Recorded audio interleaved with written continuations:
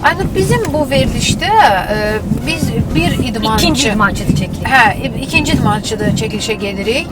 Bir dəfə biz paraolimpiyaçı İlham Zəkiyevin evində olduq. İndi də ikinci dəfə gedirik bir idmançının evinə, hansı ki o 2 qat dünya çempionudur, Avropa çempionu, Dəfələrlə SSR çempionu və karate üzrə qara kəmər 7-ci dan, bir də taekvondo üzrə qara kəmər 6-cı dan. Ondan başqa da taekvondo və karate federasiyalarının birinci vitse-prezidenti və Fövqəladə Hallar Nazirliyinin İdman və Sağlamlıq Klubunun rəhbəri və polkovnik Füzuli Musayev. Mən sizə soruşacağım ki, şərq idman növləri arasındakı fərq hansıdır? Bunlar arasında fərqi bilirsən? Geyim tərzinə görə seçirəm. Bir də birində bilmirəm, əllər Əl çox işləyir, birində ayaq çox işləyir. Birində də desən ikisi də bir yerdə istifadə olunur. Yəni elə idman növü də var, heç bir işləmir. Görəsən? O uca baş işləyir idman növləri. Hə, baş işləyir. Ay, sağ ol. Mən başlayacağım təbii ki, ümumiyyətlə də federasiyadan, karate federasiyası, taekvondo federasiyası filan, amma mənim ona verəcəyim özəl suallar var. Görək bizim mən bu suallara. Görsəm hirslənir, üstündən belə rahatca keçəcəm bu sualları. Hirslənmək kimi mən inanmıram bir üzə versin ki, hirslənir. Təbii ki, zarafat edir. Hə, amma ki, istəmədiyi suala cavab verməyəcək təbii. Mən bilirəm ki, sadəcə Füzuli Musayev çox gözəl musiqiçi də demək olar bəlkə. Çünki çox gözəl ifaları var. Vaxtikən onu seyr etmişdim efirdə, hansı verilişdə yadımda deyil. Məncə bax bu tərəfini onu mütləq işıqlandırmaq lazımdır, yada salmaq lazımdır. Bəlkə biz üçün nəsə ifa eləyər. Deyərik, Aynur, niyə də yox ki? Məsələn, mən istəyirəm Füzuli Musayevin ailəsi ilə, nəvələri ilə bağlı soruşum. Neçə nəvəsi var, neçə övladı var? Nəvəsi var? Hə, nəvəsi var. Maşallah, nəvə üçün çox gənc babadır yəni. Füzuli Musayev çox da gec evlənməyib. Özü elə 23-24, bax belə yaşlarında evlənib. Nəyə pisdir ki? Vaxtında evləndirirsə, vaxtında toyunu, xeyrini görürsən, övladının, nə bilim, övladını görürsən, nəvəni görürsən. Hə, düzdür, çünki bəzən o gec evlənənlərin öz övladını məktəbə aparanda kənardan müşahidə edəndə bilmirsən bu uşağın atasıdır, yoxsa babasıdır. Ya babasıdır. Təbii ki. Deyəsən artıq çatırıq, bizi deyəsən qarşılayan kimsə olmalı. Çox gözəl bir yerdə olur Füzuli Musayev. Bax, hələ görək, avtomobili harada saxlayacaq.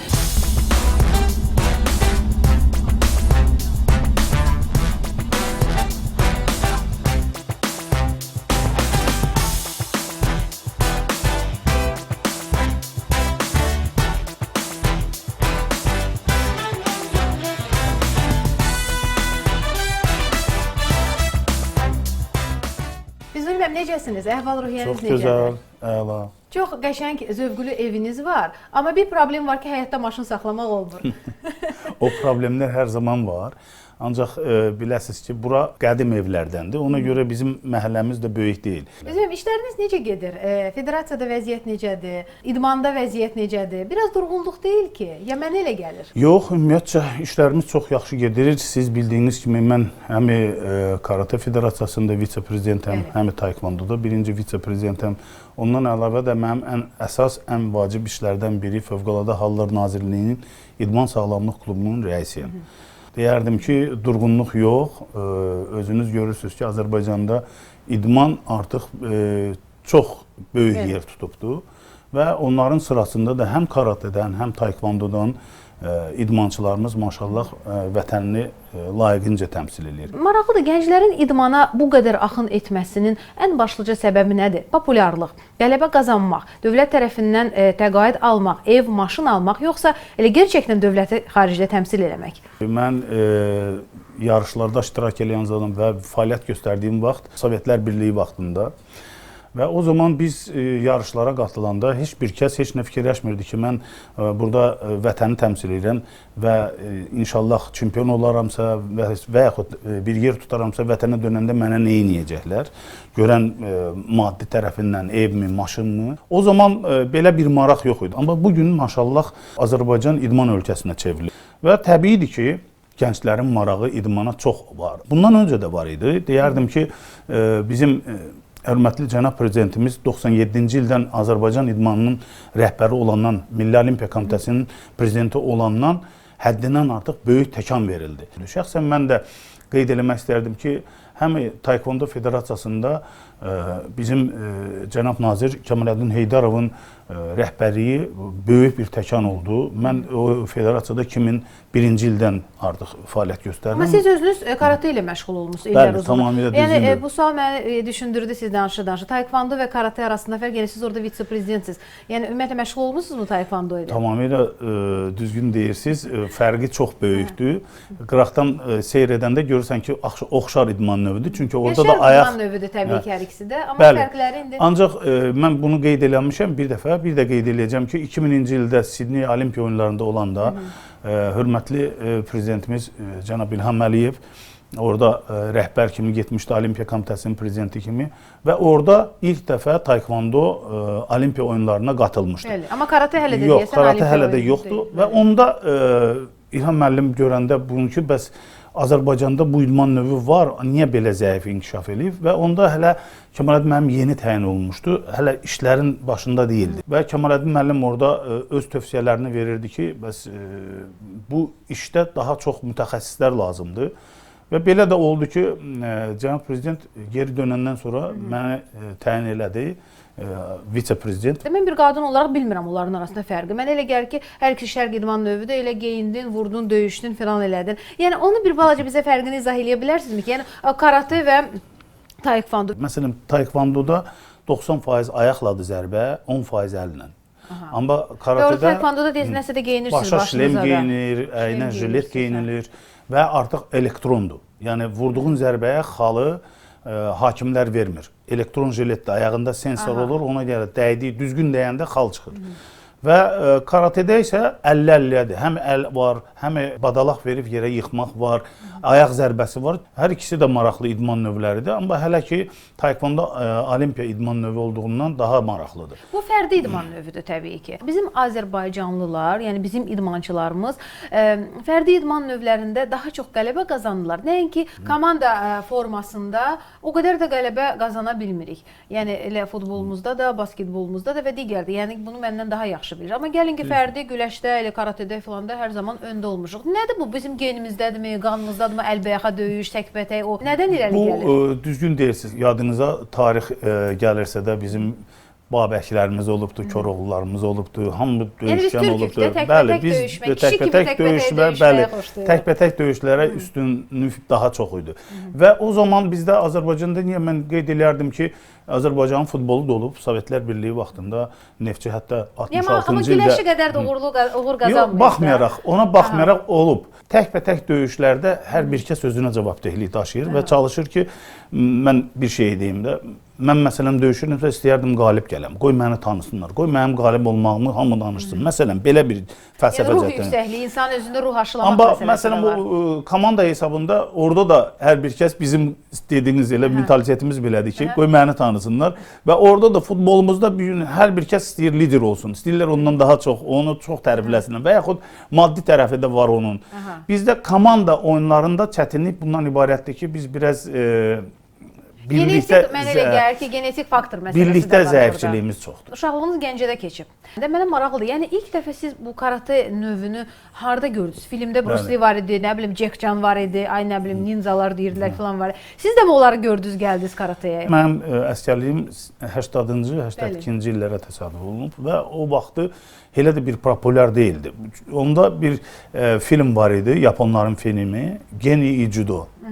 Və orada karate elementləri var idi. Biz gənc olanda onun kinoteatrlarda baxırdıq və oradan nəsə də götürürdük. Ancaq deyərdim ki, mən əskərliyə getməmişdən öncə belə professional səviyyədə bununla məşğul olmamışdım. Sonradan əskərlikdə mən məcbur olaraq buna gəldim. Yəni orada da bir zabitlə tanış olduq. O məni başladı öyrətməyə. O vaxt kərpiç falan qoyub sındırırdılar. Hə, elə biz də onu elə fikirləşirdik ki, ancaq kərpiç sındırmaq üçün də yox. Bu karatenin ümumiyyətlə şəxs döyüş növlərinin dərin fəlsəfəsi var. Ona görə də ilk öncə gələn adam həmişə düşünür ki, mən yaxşı dalaşa bilim, ayaqla yaxşı vurum, amma onun mənasını heç bir kəs bilmir. Məsələn, karate do nə deməkdir? Kara boşluq deməkdir, te əl deməkdir, do yol deməkdir. Mənası budur. Yəni sən gələndə ora boş bir insan kimi gəlirsən və getdikcə puxtələşirsən. Bir neçə ildən sonra imtahan verərək kəmər alırsan. Sonra da ən axırıncı kəməri bunun qara kəmərdir. Yəni qara kəmərə kimi qalxmalısan. Amma Sovet dönəmi karateni qadağan eləmişdi. Arada qadağa olmuşdu. O idmançıların, elə təkcə karateçiləri deməyək. Ümumiyyətlə idmançıların bir dönəmi var idi ki, siz bunu məndən yaxşı bilərsiniz, kriminallaşması bir dönəmi var idi. Yəni o biznesmenlər ki var idi, iş adamları var idi, yanında idmançılar da saxlayırdılar. Və idmançıların bir toplaşdığı məkan da var idi. Bilirsinizmi o məkan haraydı? Bakıda mı? Azərbaycanda haraydı? Bilmirsiniz. Yox. Gənclik mehmanxanası. O zaman var idi. Orada tək Onların bir toplaşdığı və o dövr ki o toplaşma var idi. Artıq idmançıların o kriminallaşmasına gətirib çıxar. Yəni idman indiki kimi deyildi də, təbii ki də. İndi artıq qələbə, dövləti təmsil edir. Onda idman ancaq kriminal kimi filan kəsib döymək, filan kəsi əzmək. Çünki düzgün istiqamət verilməyəndən sonra elə də olmalı idi. İdmançı elə bir, onların həmişə qəlbi təmiz olur. İdmançının ancaq həyatında bir idman görür, idmanla məşğul olur, zaman gedir. Bunu əgər maliyyə dəstəyi olmasa, bu təbiidir ki, bu gedib harasa bir çörək pul qazanmaq üçün harasa bir qruplaşmaya da düşə bilir və ondan da istifadə edən bizim o cinayətkar aləmdə çalışırlar ki, idmançılar yanlarında olsun. Hansısa bir maliyyə ilə kömək edirdi, nə isə edirdi. Onlar artıq onların yanında bunu görəndən sonra gəlirdi. Bu günlər Allaha şükür ki... Bax, üzr istəyirəm, neçənci ildə başladınız siz karate ilə məşğul olmağa? Mən 82-ci ildə. 80, yəni hələ ki Sovet dövründə. Sovet dövründən mən elə bir şeylər yox idi onda. Yəni o qadağalar filan, Qadağa nəyə görə qoyulmuş? zirzəmilərdə gənclər məşğul Bəli, onun olurdular. qadağanı bu cinayətkar aləmində olduğuna görə yox. Ən əsas da o vaxtı bilirsiniz ki, karate ilə məşğul olan ancaq dövlət orqanlarında çalışanlar. Əsas da bu dövlət təhlükəsizlik xidmətinin əməkdaşları, polislər, bunlar ancaq məşğul ola bilərdi. Ona görə də adi insanlara qoymurdular ki... Yəni siz o qadağa ilə üzləşməmişdiniz o vaxt? Üzləşdim, amma belə deyək də, mən məşğul olan zaman qadağa elədilər. Bir il, yarım, 2 il çəkdi, ondan sonra qadağanı götürdülər. Amma artıq mən polis orqanlarında çalışırdım. Yəni sizə o kriminal qruplaşmalar sizdən yan keçdi? Məndən yan keçdi, yox, mən özüm getməzdim ona. Çünki mənim həm tərbiyəm, mənim həm də dünya görüşüm, mən həmişə xoşlamışam düzgün və təmiz yaşamağı. Və mən o vaxtda da elə polis orqanlarına, 86-cı ildən polis orqanlarında çalışdım, düz 21 il və cinayət axtarı şöbəsində işlədim. Mənim köməyimə çox gəldi bu idman növü. Məsələn, belə bir şəraitə düşürdün ki, cinayətkarla üzbəüz silahlı cinayətkarla qarşı-qarşıya dururdun. Mən bu idmanım olmasaydı, bəlkə də mən çoxdan dünyadan... Yəni, yetib. Bəli, tamamilə Amma professional idmanla məşğul olmaq insan orqanizminə də çox ziyandır. Yəni, daimi zərbələr, başa zərbələr, bədən orqanlarına zərbələr. O idman növündən asılıdır. Yəni, bunu göz önünə almışdınızmı? Aydın məsələdir. Ümumiyyətcə, mən deyərdim ki, o idman növündən də çox asılıdır. Məsələn, boks idman növündə daha çox zədələr alırsan. Karatedə də var zədələr. Düzdür, bir günləri yaş artıq öz yaşı sözünü deyir, amma mən məşğul oluram. Amma köhnə mənim, deyərdim, aldığım zədələr büruzə verir artıq. Neçə yaşınız var? 54 yaşım var artıq. 54 yaşınız var, maşallah. Amma o yaşı sizə vermək olmur. Çünki yəni bu ruhunuz cavandır, yoxsa idman saxlayır? İdman da saxlayır, ruhum da cavandır. Heç vaxt fikirləşmirəm ki, mənim yaşım nədir. Əgər onu düşünsən, mənə elə gəlir ki, elə o yaşdakı kimi özünü aparar. Daxilən çox sakit bir insana oxşuyursunuz, amma o döyüş meydançası deyim də, orada çox enerjilisiniz. Karatenin anlayışı olmayan insanlar karate idman növünlə məşğul olanlara həmişə aqressiv bir insan kimi baxırlar. Amma bu belə deyil. Mən də ilk öncə karateyə gələndə deyirdim ki, yaxşı dalaşmağı öyrənim. Amma ondan sonra ki, mən yavaş-yavaş bunun dərinliklərinə getdim, başladım onun kitablarını oxumağa, başladım məşqləri düzgün istiqamətdə eləməyə, tamamilə dəyişdim. Bir insan kimi də dəyişdim. Ola bilər gənc vaxtı mən çox çılğın idim, davakar idim, amma məni karate tam dəyişdi. Sonra məni 10 il sonradan görən insanlar dedi ki, tamam başqa bir insana çevrilibsən. Məsələn, orada elə hərəkətlər var ki, məsələn, Allah uzaq eləsin, kimsə vurarsan, bilmərsən, ölər. Artıq o da sənin qarşını alır ki, sən bu hərəkəti eləməməlisən. Heç peşman olduğunuz, yəni bu işi bir boş bir şey kimi baxdığınız dönəmlər olubmu ki, nədən gəldim bu idmana? Yox, olmayıb. Hətta indi bəzi dedim bayaqları zədələrim olur, əziyyət çəkirsən, o zədələrdən həkimə müraciət edirsən. Yenə də peşman deyirəm ki, demək belə də olmalıydı. Bu alın yazınız. Bəli, alın yazısıdır. Çox fəxr edirəm ki, mən bu idman növündən məşğul olmuşam.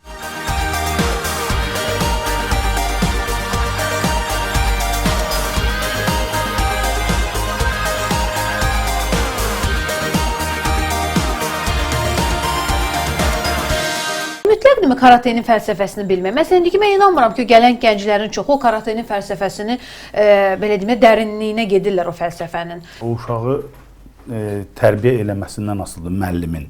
Necə dərs deməsindən. Mənim zalımda, ümumiyyətlə bilirsinizsə də Azərbaycanda ilk şəxsi və böyük bir deyərdim Malakan bağında açılan idmanla bağlı birinci məndə olub mərkəz. Onda cənab prezident gəldi, özü şəxsən açılışını elədi 99-cu ildə. Onda orada demək zalın girişində Azərbaycan bayrağını asmışdım. Uşaq qapıdan içəri girəndə məsələn fəlsəfəsi, birinci fəlsəfəsi oldu ki, həmişə zala girən kimi baş əyirlər. Sonra özündən böyük, çox məşğul olan kəmərini görəndə qabağında baş əyib keçir. Bu tərbiyədir, böyüyə hörmətdir. Dərs deyə çalışırsansa uşaq tək bir tərəfli inkişaf eləməsin. Uşaq bir tərəfli inkişaf ancaq onda inkişaf eləyir ki, sən onu tək döyüşməyə öyrədirsən. Amma onu elədikləyin hərəkətləri ona sən düzgün çatdırırsansa, o başa düşür ki, bu tək döyüşmək üçün deyil. Və mən hər bir zaman mənim bir dənə divizim olub bu karate aləmində. Mən həmişə tələbələrimə demişəm ki, sizin ancaq və ancaq dalaşmağa ixtiyarınız yoxdur. Sizin iki məqamda dalaşmağa ixtiyarınız. Bir, özünüzü və yaxınlarınızı müdafiə edəndə, bir də ikinci sizə rəsmi icazə verilir, gedin dalaşın. Hələ ona görə də sizə hörmət eləyəcəklər, hörmətlə yanaşacaq, o da çempionatlar. Avropa oyunlarında sizin tələbələrinizdən iştirak edənlər oldu mu? İki tələbəm iştirak elədi. 8 yaşından Rafael Ağayev mənim tələbim. Yox, karatedən. Yox, bəs taekvondoçulardan necə? Taekvondodan yox, mənim tələbim yox. Yarışın birinci gününü bilirsiniz ki, karate başladı. Bəli. Və mən çox sevindirici haldır ki, Rafael Ağayev qızıl medalı ilk qazananlardan biri oldu. Bir şeyi qeyd edəcəm. Mən dərs deyən zaman ən əsas üstünlük nədə idi məndə? Hər ikinci, hər beşinci günü mən tələbələrimi gündəliklərini, orta məktəb gündəliklərini yoxluyordum. Niyə? Mən deyirdim onlara ki, bax, məktəb sizin üçün çox vacibdir. Yəni sizin savadınız olmalıdır. Savadınız olmayandan sonra bunu da öyrənə bilməyəcəksiniz. Bir tərəfli inkişaf eləməyin. Əgər qiymətləri zəif idi, görürəm ki, bura gələn gündən zəifləyib qiymətləri, ona vaxt verirdim.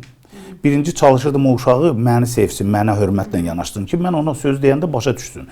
Vaxt verirdim, deyirdim ki, bax bil, əgər sən bu qiymətlərini gələn həftənin axırına kimi düzəltməsən, mən sənin yanımdan uzaqlaşdıracağam.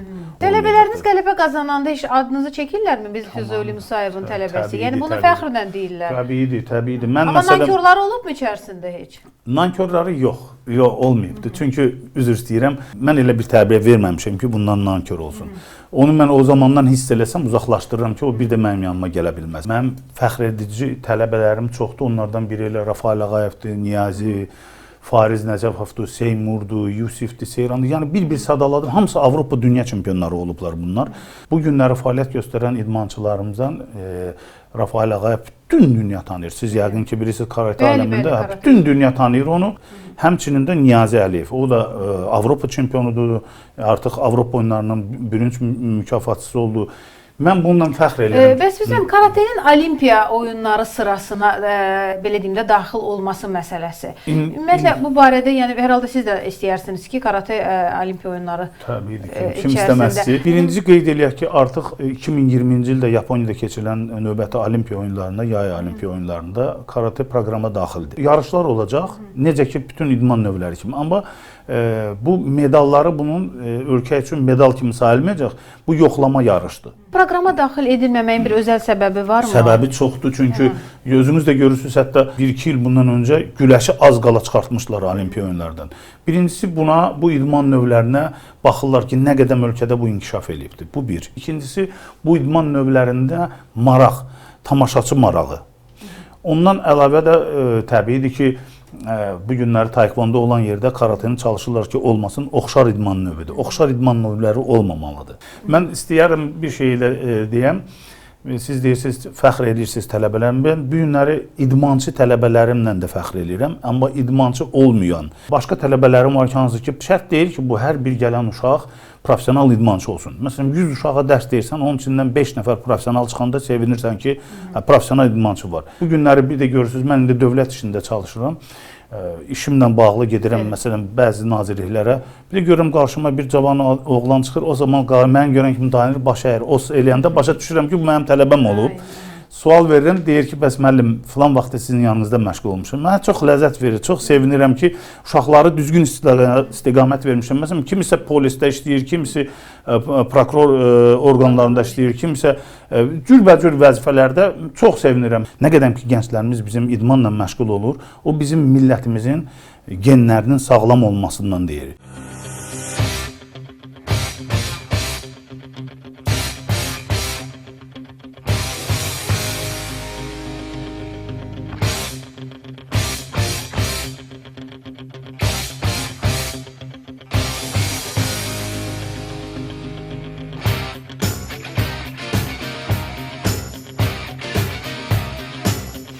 Ümumiyyətlə deyirlər ki, idmançılar çox kitab oxumurlar, çox belə deyim də savada, biliyə önəm vermirlər. Amma sizinlə söhbət eləyəndə mən bir şeyi özüm üçün aydınlaşdırdım ki, doğrudan da həm biliyə, həm savada önəm verən birisiniz və danışığınızda, nitqinizdə bu özünü göstərir. Bunu çox bəyəndim. Çox sağ olun. İdmançılar daha çox o qol gücünə hər şeyi həll etmək istəyirlər. Mən dedim də, bax görürsünüz, hamısı gəlir fəlsəfəyə çıxır. Necə yəni kitab oxumamaq, elə bir şey ola bilməz. Birincisi, idmançılar beynəlxalq yarışlara gedirlər. Məsələn, mən özümü götürürəm. Mən hər zaman özümlə gedəndə kitab götürürəm. Yol gedəndə oxumağa və yəni kimsə Azərbaycanın, ölkənin bir tarixi haqqında, bir mədəniyyəti haqqında maraqlananda ən azı bəs sual verəndə orta savad, orta bilik olmalıdır. Məsələn, bu günləri bizim ölkəmiz müharibə şəraitindədir. Gedirsən başqa ölkənin nümayəndəsi hansısa bir sual versə ki, müharibə nədən irəli gəlib, niyə sizdə belədir? Onun tarixini bilməsən, Azərbaycanın tarixini bilməsən, sən ona nə cavab verə bilərsən? Doğru. Ələşəkmi? Gəlin ələşin.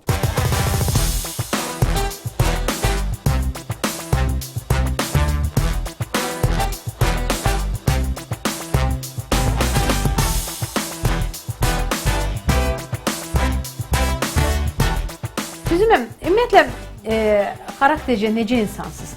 Sərtliyi varmı? Yəni, kin, küdurət varmı? Özümə qiymət verməyim biraz düz olmaz, amma deyə bilərəm ki... Amma insanı öz-özündən gözəl də kimsə tanımır. Sərtliyim də olur.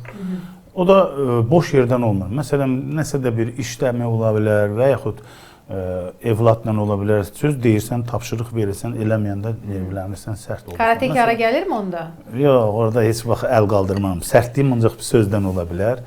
Tanımayan adam baxır, deyir ki, sənə baxanda qıraqdan deyərsən ki, sən çox belə sərt insansan belə. Və yaxud da deyir, çox adam sənə yekəxana kimi baxır, sən belə qıraqdan deyirəm. Bu qıraqdan görmək başqa şeydir. Hansı bölüşdənsiz? Mən dolçayam. Alın yazısına, taliyə inanırsınızmı? Təbii. İdmançılar çox kitab oxumurlar. Hər zaman özümlə gedəndə kitab götürürəm. Yol gedəndə oxumağa.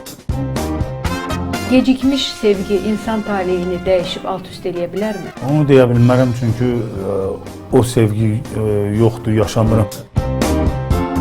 Hansı bir toyda deyəsən, toyu deyəsən belə alt-üstə də çevirmişsiniz. Toydan sonra Я в сотый раз опять начну сначала, пока не меркнет свет, пока горит свеча. Dolça bürcünə mənsub olan o xarakterik xüsusiyyətlər varmı sizin özünüzdə? Təbii ki, o məndən asılı deyil ki, o... Dolçalar biraz romantik olurlar amma. Mən də romantikam. Mənim idman növüm bu incə sənətdir bu. Yəni ki, buna bir idman növü kimi baxmıram mən. Mən buna həyat yolu kimi baxmışam və bu günlərdə davam edirəm. Və bundan da irəli gəlir ki, mənim həyatımda sənətə çox yaxın olmuşam. Musiqini çox sevirdim. Zamanı vardı. Bəli, mən uşaqlıqdan da musiqi ilə məşğul olmuşam. Qarmon məktəbinə getmişəm.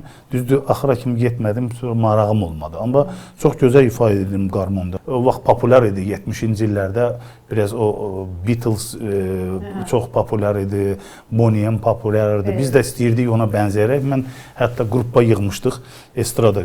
Özüm kimi gənclərlə biz o zaman hətta ifa edirdik. Düzdür, professional olmasa da biz... Amma talih yolunuz elə gətirə bilərdi ki, birdən müğənni ola bilərdi.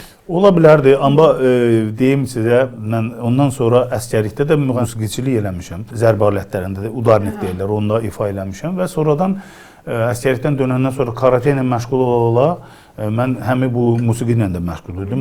Hətta deyərdim ki, bizim bədii rəhbərimiz tanınmış o zaman Azərbaycanda ən tanınmış və deyərdim nəinki Azərbaycanda, SSR dünyada tanınmış Qaya qrupumuzun bir solistlərindən biri Lev Abramович Yelisovetski idi. O da bizim rəhbərimiz idi və onun rəhbəri altında təbiidir ki, biz çox professional səviyyədə məşğul idik.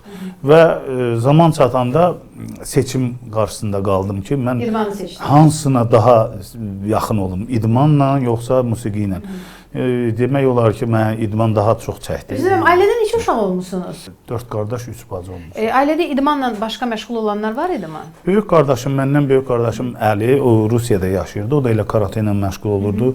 Məndən sonra qardaşım Allah keçəncə rəhmət eləsin, rəhmətli qardaşım, o da karate ilə məşğul olurdu. Əsgərlikdə Sovetlər Birliyinin vaxtında rəhmətə getdi. Elə professional heç biri. Gəncədə qohum əqrabalarınız varmı? Əlbəttə ki, mənim anam oradadır hal-hazırda. Baş çəkirsiniz tez-tez? Tez-tez gedirəm. Anamın yaşı 86 yaşı var. Maşallah, Allah ömür versin. Hərdən sağ olun, bütün analara can sağlığı versin. Hərdən zəngləşirəm, biraz ağır eşidir.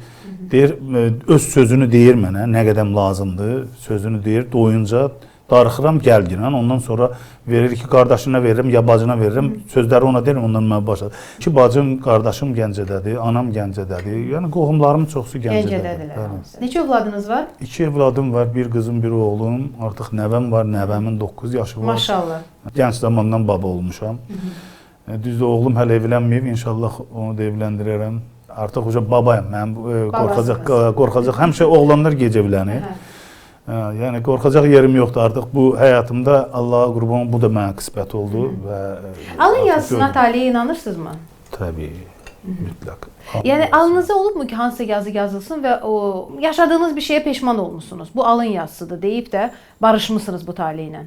Bəli, peşman olmuşam. Elə bir alın yazısı olub həyatımda. Allaha şükür ki, bu gün hər şey yaxşıdır. Olub. İnsan ola bilməz ki, hər şey yaxşı olsun insanda. Yəni unutmaq istədiyiniz, xatırlamaq istəmədiyiniz həyatınızda məqamlar olubdur. Olub. Biznesiniz varmı sizdən? Bilirsiniz ki, çox adam gizlədir. Niyə gizlədim? Mən ümumiyyətcə dövlət işinə gəlməmişdən öncə mənim biznesim var idi. Biznesimi oğlum davam edir. Yəni məvaciblə dolanmaq çətindir. Yox, məvaciblə dolanmaq çətin deyəndə maşallah bizim macibimiz çox sağ olsunlar, dövlət tərəfindən yüksəkdir. Ona görə də elə mən oğluma həvalə eləmişəm, biznesindən məşğul olsun. Mən öz tərəfimdən, o da öz tərəfindən, yəni ailədə bir problem olmasın. Dostlarınız necə? Çoxdurmu dostlarınız? İnsanın dostu çox ola bilməz. Ən gözəl dostlarımdan biri mənim Saşadır. Aleksandr Kazakov var. Bakıda böyümüş bir dostu, bir yerdə məşğul olmuşuq və bu günə kimi də bir yerdəyik, Moskvada. O da biznesmendir və insanın dostu onun, mən düşünürəm ki, ailəsidir, yaxınlarıdır.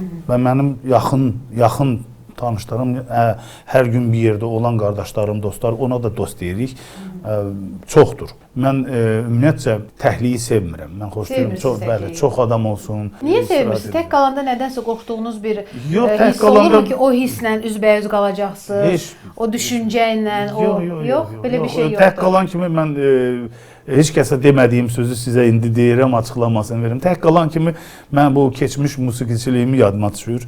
Otururam orada diyorum, zimzimə eləyirəm, çalışıram. Mən gitarada da ifa eləyə bilirəm.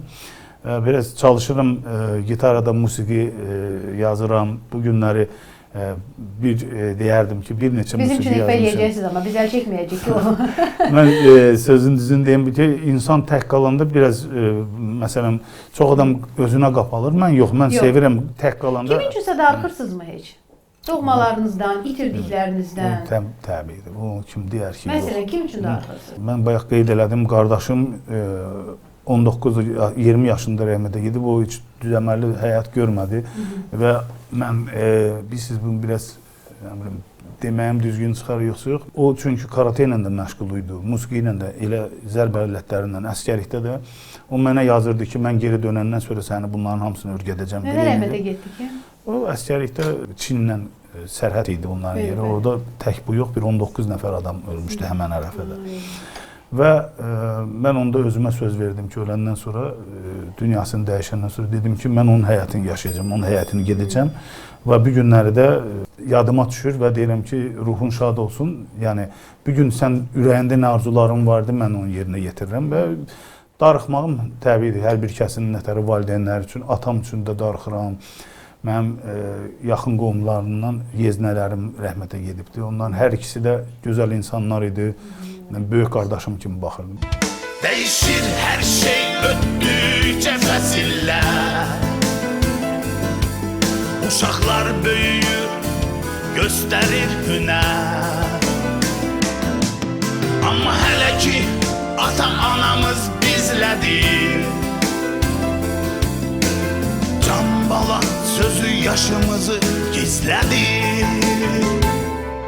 Sirdaşınız, yəni bir dərd ortağınız, bir ən incə məqamları bölüşmək istədiyiniz və ya bölüşdüyünüz kimsə varmı? Mən bölüşəndə ancaq ailəmlə.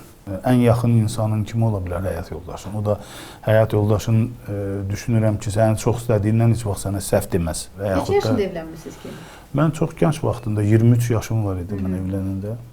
Bu gün də peşman deyiləm, çünki mənim bu yaşımda artıq 9 yaşımda nəvəm varsa da demək bu xoşbəxtlikdir. Nəvə baba necə yola gedir? Yəqin ki, qızdır, oğlandır. Oğlandır. Oğlandır. Oğlandırsa vəssalam. Yəni ki, inşallah bir karateçi yetişir Allah qoysun. Elə sözün düzü, bugünkü müasir devirdə bu gənclərin, uşaqların hamısının düşüncəsi, fikri bu internet, sonra bu notebooklardan əl çəkmirlər, telefondan əl çəkmirlər. Mən də bunu son zamanlar gəlirdim, bu məktəbdən gələndən sonra gəlirdim, burada bir də görəm oturub, dost, sinif yoldaşlarla telefonla danışır, oturub nəsə də danışa-danışa oyunlar oynayırlar. Və heç nə demədim. Bir dəfə dedim ki, eləmə gələn İlkin, bu sənə lazım deyil. Baxır üzümə, deyirəm, gəl bəlkə idmandan məşğul olsun. Deyir, istəmirəm, amma yavaş-yavaş başladım burada getməyə. Ha vaxt qapıdan içəri girən kimi deyir ki, gəl baba, gəl bir yerdə mənə göstər də elədiklərini. Görün, marağı var. Uşağı gərək cəlb eləyəsən də, o şeylərdən uzaq olmaq üçün. Yəni istəyirsiniz də bir karateçi kimi yetişsən? Özü üçün. Professional idmançı istəmərdim. Kürəkənlə problem yoxdur ki? Yox, maşallah. Kürəkən də çox gözəl oğlandı, çox gözəl ailədəndir. Bugünkü gündə mən bu tərəfdən də Allaha şükür xoşbəxtəm ki, mənim qızım xoşbəxtdir. Əsas onlar xoşbəxt olsun. Sevgiyə münasibətiniz necədir? Yəni insan üçün yaşın fərqi varmı? Sevginin insan həyatında önəmi nədir? Ümumiyyətcə, sevməyən insan varmı? Mən bilmirəm. Yəni insan həyatında sevgi vacibdir. Ailə quranda sevib ailə qurursan. Sevginin növləri var da, cürbəcür sevgi var.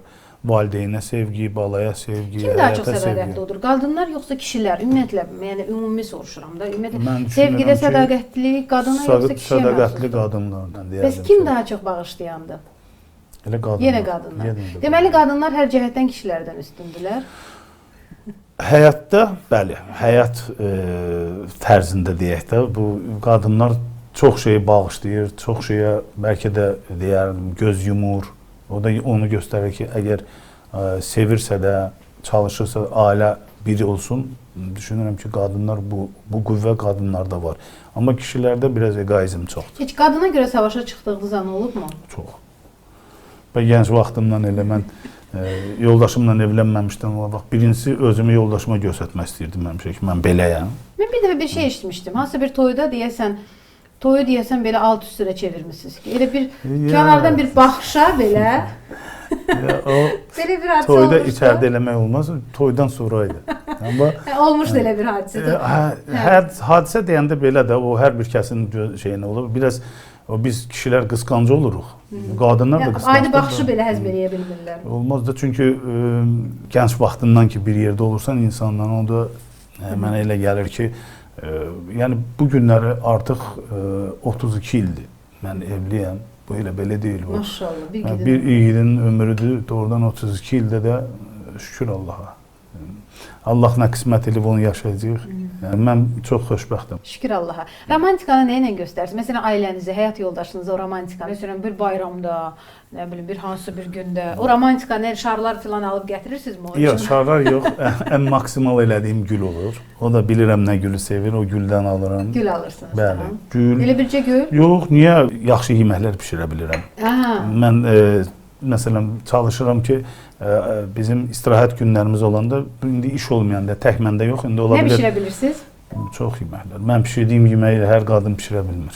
Qazan kababı bişirə bilirəm ki, o kababdan Azərbaycanda 1-2 nəfər adam Yəni bunu desin. xanımınıza hədiyyə edirsiniz. Bəli, eləyirəm. Hərdən dəvət eləyirəm ki, gəlin. O da deyir ki, birinci səfər bilmirdi. Bişirəndən sonra xoşuna gəlmişdi. Hətta bu son... Yəni boynunuza qoydu ki, bundan sonra mətbəxdə sən ol. Yox, heç məni boynuma da qoya bilməz. Özüm o mətbəxdə kişi xeylağı şəxsən öz payıma mən deyirəm ki, mən elə düşünürəm ki, mən mətbəxdə istirahət edirəm. Onu bişirəndə mən Mətbəx gözəl bir yerdir. mətbəxdə bişirəndə mən artıq onun bişməyini yox, onun yeməyini görürəm ki, dostlarımı, yaxınlarım onu yeyəndə nətər bəhbəhlə Və bütün yeyir. sevginizi qoyur. Ümumiyyətlə dünyada ən gözəl aşpazlar kişilər hesab Bəli, olunur. Çünki bəli. onlar da oradan da bütün sevgilə, qadınlar tez çünki belə deyim də çox işləri var qadının. Uşağa Qadınlar- baxmaq filan, evi Yox, yığışdırmaq. qadınlar buna iş kimi baxır. Kişilər buna bir İncə sənət kimi. Sənət kimi baxır. Dolma Başqa bişirmisinizmi işlərə. heç? Dolma bişirmişəm, kömək eləməyə, amma özüm bişirməmişəm. Yəni evin bir kişisisiniz siz və bir arxasız, bir dayaqsız və yəqin xanımınız da fəxr eləyir sizlə. Övladlarınız fəxr eləyirlər ki, yəni biz filan kəsin həyat yoldaşıyam, Mən- filan kəsin qızıyam, oğluyam. Bir də görürsüz, çılğınlığım olur oğlumun üstünə. Deyirəm ki, sən bunu belə eləməməlisən. Mən sənin yaşında, mən filan iş görmüşəm, çətinliklər görmüşəm, onu eləmişəm, belə eləmişəm. Sən bunu eləməməlisən, get bunu elə gəlin. Üzümə baxır, gülür, deyir, ata, sən atanın adı İsa olub. Deyirəm, nə olsun ki? Deyir, mənim atamın adı Füzulidir. Birinci başa düşmədim, sonra mənə çatır ki, yəni ki, sən ehtiyacdan onları eləyibsən, mənim yəni ehtiyacım buna yoxdur, sən mənə kömək eləyibsən. Deyirəm, yaxşı, bunu mən eləmişimsə, sən də bunun başqa formasını elə də. Ümumiyyətlə gecikmiş sevgi insan taleyini dəyişib alt-üst eləyə bilərmi? Onu deyə bilmərəm, çünki o sevgi yoxdur, yaşamıram deyə bilmərəm. Ona görə də ola bilər, həyat elə bir qəribədir. Yəni yaşamadığınız bir sevgi haqqında söyləyə bilməzsiniz. Yox.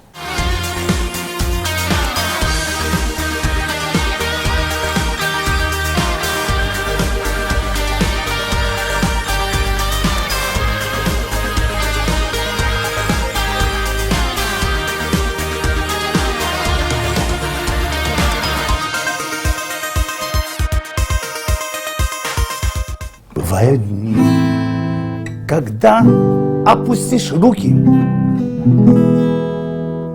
и нет ни слов, ни музыки, ни сил.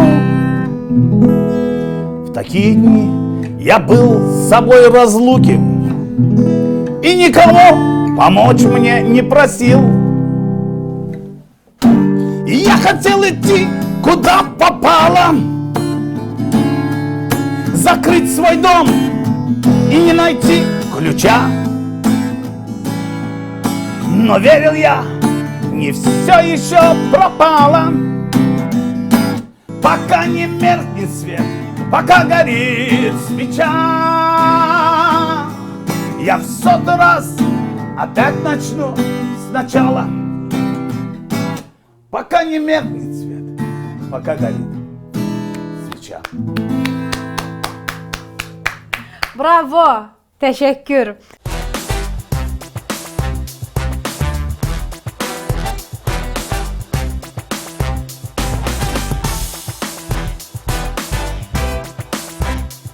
Aynur Füzuli Musayevi mən şəxsən tanımırdım.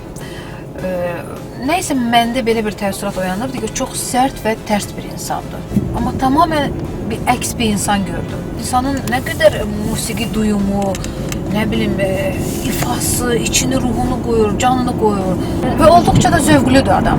Yəni tamaşaçılar onun ifa etdiyi mahnıları bəlkə də eşitməyib, amma biz onun telefonundan O tərzdə bizdə oxuyan yoxdur. Niyə istəmir radiolara vermək bilmirəm də. Axırıncı söhbətimiz yaxşı oldu Aynur. Mənim çox xoşuma gəldi. Xüsusən o sevgi ilə bağlı söhbətlər. romantik insan olduğu bəlli. Dedi ki, insan sevmədən yaşaya bilməz. İnsan hər zaman həyatında sevgisi olmalıdır. Mən öz ailəmi sevirəm, öz övladlarımı, yəni həyat yoldaşımı sevirəm. Mənim çox xoşuma gəldi. Hər halda da Füzuli Musayev ünvan sahəsində öz boynuna düşən, öz öhdəliyinə düşən missiyanı mənə gəlir ki, şərəflə həyata keçirdi. Ola bilər son illər biraz efirdən uzaq düşüb, amma ilk öncə yəni Bilsən görsən dedi ki, mən hər verilişə getmək istəmirəm. Hər verilişdə çəkilmək istəmirəm. Deyib ki, Füzuli Musayevin ifasını, yəni o gitarada ifasını biz hamısını efirə verə bilmədik, amma mənim çox xoşuma gəldi. Amma həm də heyf ki, onun o telefonunda olan özünün bəstələdiyi, sözlərini yazdığı, özünün ifa etdiyi mahnıları heç kim eşitmir. Yəni ən Nəyə görə azından səhv içindən verməli, gəlir və nəyə çox görə gözəl də istəmir, ifa hə. eləyir. Məncə o mahnıları ya kiməsə verməlidir ki, kimsə ifa etsin, ya bəlkə özü təqdim etməlidir anonim şəkildə, əgər istəmirsə bir müğənni kimi adı hallansın, məsəl üçün. Ən azından disk şəklində toplayıb da bunun dostlara, yaxınlara versə yaxşı olardı. Çünki çox gözəl ifa Və edir. yaşdan görə də çox cavan görünür. Mən bunu da hiss elədim. İndi bilmirəm onun cavan qalmasının hansı səbəbləri var, hansı özəl səbəbləri var. başlıca səbəb idmandır. Yəni o insana 54 yaşı vermək olmaz. Çox gözəl müsahibə alındı. Əminəm ki, tamaşaçılar Füzuli müsahibə o sən dediyin sərt tanıyıblarsa da indi sərt tanımayacaqlar, digər tərəfdən tanıyacaqlar. Nurgün Motorsuz təşəkkürümüzü bildirək Aynur Ford markalı avtomobilə görə. Avtomobil almaq istəyənlər Nurgün Motorsun təqdim elədiyi Ford avtomobilini ala bilərlər. Olduqca komfortlu və keyfiyyətlidir.